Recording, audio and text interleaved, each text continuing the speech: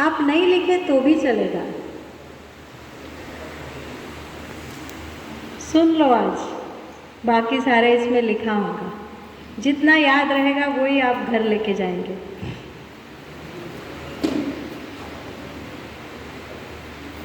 हमारे भारत में या हिंदुस्तान में हजारों साल पहले ऋषि मुनियों ने तपस्या की, उनको कुछ अनुभूति हुई और उन्होंने ज्ञान कुछ अपने शब्दों में लिखा। अब वो जो ज्ञान लिखा वो तो सारे ज्ञानी थे, तपस्या करने वाले थे, पर आम तौर पे सामान्य आदमी के लिए, सामान्य लोगों के लिए ये कैसा पहुंचा है? तो उन्हें जो अनुभूति हुई उसे हम हिंदुत्व कहते हैं। अब सामान्य लोगों के लिए आचरण में लाने के लिए उन्होंने कुछ चीज़ें बनाई, उसको हम हिंदू संस्कृति कहते हैं। यानी क्या? तो थोड़ी उदाहरण से मैं कहूँगी कि आप गंगा माता, भारत माता ऐसे जो शब्द उच्चारण करते हैं, सारी पूजाएं अपनी पशु पक्षी पेड़ वृक्ष इनके साथ में जो अपना लगाव है, चंदा मामा ऐसे जो हम कहते हैं, ये सारी चीज़ें जो है वो संस्कृति है। सामान्य लोगों को ज्ञान नहीं है, पर उन्होंने पीढ़ी पीढ़ी ये सारा वैसा ही रहा। हम भी आज हमारे घर में छोटे बच्चों को देखो चंदा मामा आया है आकाश में, ऐसा ही कहते हैं। तो ये हिंदू संस्कृति हुई जिसका वहन सामान्य लोगों ने किया। फिर उसके बाद में आता है कि मैं यहाँ पे आई तो तिलक लगाना होता है। 9 बजे अगर आती तो शायद तिलक लगाते थे वंदना के समय। फिर किसी को पैर लगा तो हम पैर छूते हैं। कोई अतिथि आया तो पहले गुड़ पानी चाय जो भी कुछ है उसको हम कहते हैं सभ्यताएं, जो हमारे कर्म से दिखती है, जिसको हम आज की भाषा में एटिकेट्स कहेंगे। तो हमारी हिंदू सभ्यता भी है, हिंदुत्व भी है, हिंदू संस्कृति का वहन हुआ है और संस्कृति के साथ आचरण में जो आया है, हमारे क्रिया से आया है, उसको हम हिंदू सभ्यता कहते हैं। अब ये हिंदुत्व क्या है वो छोटी इसमें मैं बताती हूँ 10 लाइन में। हमारा हिंदुत्व और पाश्चात्य विचारसरणी, इसमें 2-4 ही फर्क है। एक है हम ऐसा मानते हैं कि हम एक से ही बने हैं, एको हम बहुश्यामी।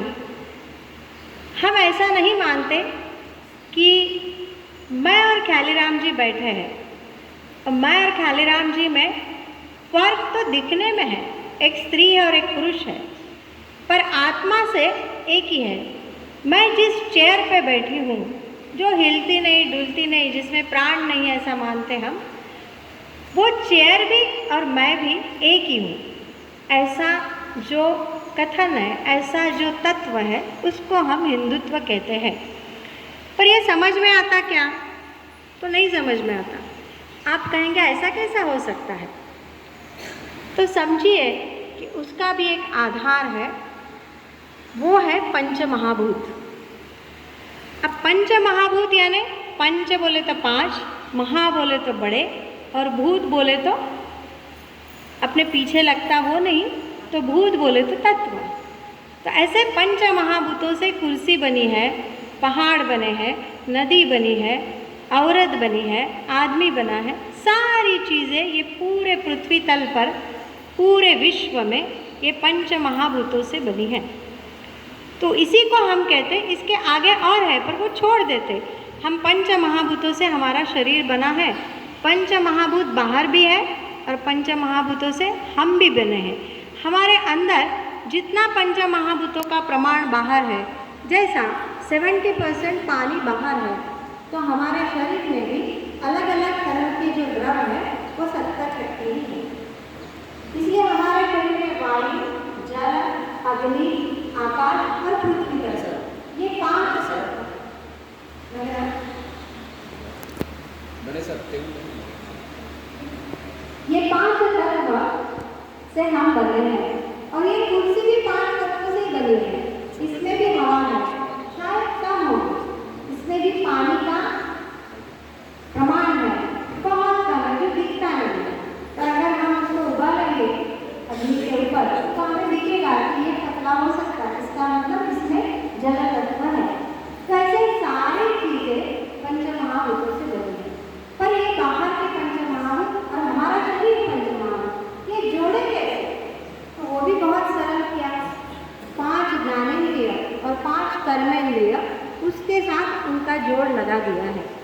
अब स्लाइड रहती थी तो आपको समझ में आता था कि हमारी जो ये उंगली है ये एक महाभूतों से जुड़ी है, ये अलग महाभूतों से, ये अलग और ये अलग। इसलिए हम जब अर्घ्य देते हैं तो कौन से उंगली से देना?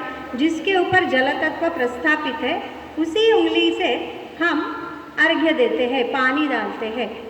तो इतना सटीक हमारा कर्मेंद्रिय के साथ पंच महाभूतों का जुड़ना है।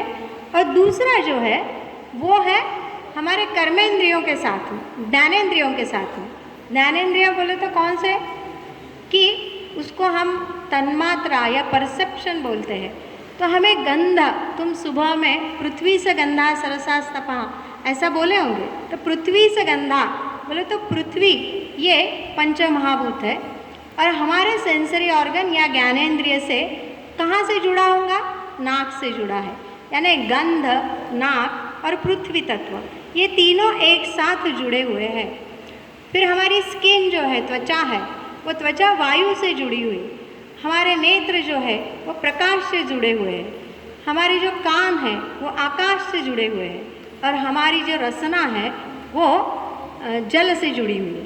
तो ये 5 ज्ञानेंद्रिय और हमारे हाथ के ऊपर के जो कर्मेंद्रिय, जिसको हम कहेंगे हाथ की उंगली के ऊपर भी पंच महाभूत प्रस्थापित है।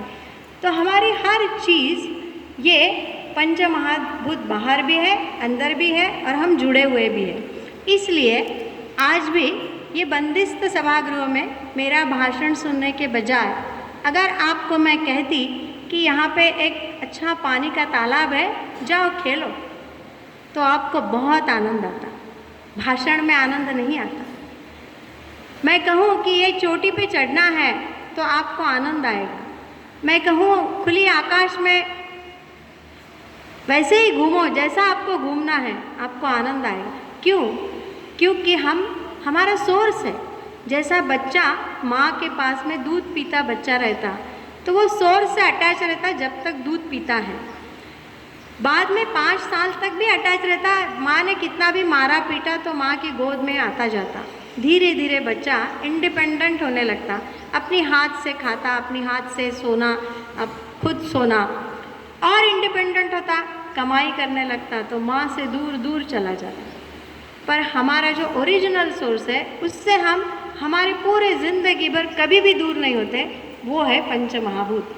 और इसीलिए पंच महाभूतों के साथ शिक्षा कोई भी उम्र में हो ज़रूरी है।